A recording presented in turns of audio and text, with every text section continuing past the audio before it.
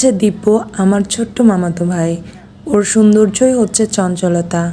ভাইটা আমার এত চঞ্চল, বেশ কিছুদিন থেকে ও রাজশাহী রয়্যাল হাসপাতালে ভর্তি হয়ে আছে। এবার কমেছে মনে হয়, কমেনি। ও সহজে কখনোই ভেঙে পড়ে না। গত বছরও মেডিকেলে ভর্তি ছিল। ওকে নিয়ে মামা মামি অনেক জায়গায় ঘুরে আসছে ডাক্তার দেখানোর জন্য। কয়েক বছর আগে ইন্ডিয়াতে নিয়ে গিয়েছিল ওকে ভালো চিকিৎসার জন্য। চলে যাই আমি, চলে যাবো এখন 4টার সময়। কেবল তো এটা পাইছে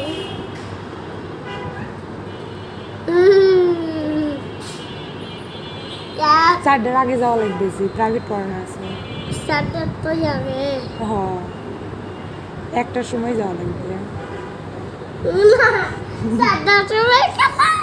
এখনই যাই, আসতে এখনই যাওয়া লাগবে ভাই, এখনই যাই।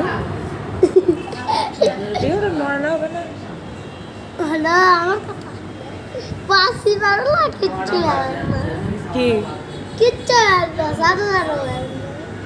এখন সব রিক্সা আছে, চার্জার আছে। এখনই যাওয়া লাগবে, চলে যাই না, চলে যাই, আমি চলে যাই, চলে গেলাম। জুতা কই আমার?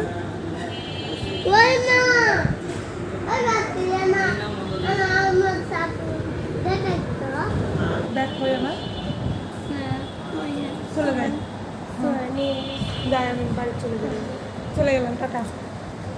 হ্যাঁ, মন খারাপ লাগছে? হ্যাঁ, বোঝাই যাচ্ছে মন খারাপ হচ্ছে। চলে যাই ভাই, আবার আসবো।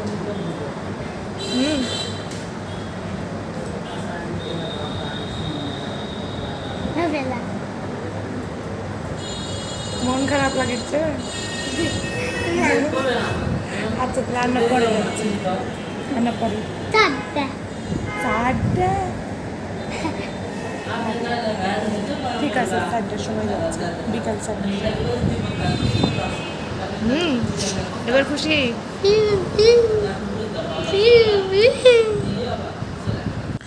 আমি ওদের জন্য রান্না করে নিয়ে আসছিলাম মেস থেকে, কারণ ভাইটা আমার হাতের রান্না খুব পছন্দ করে।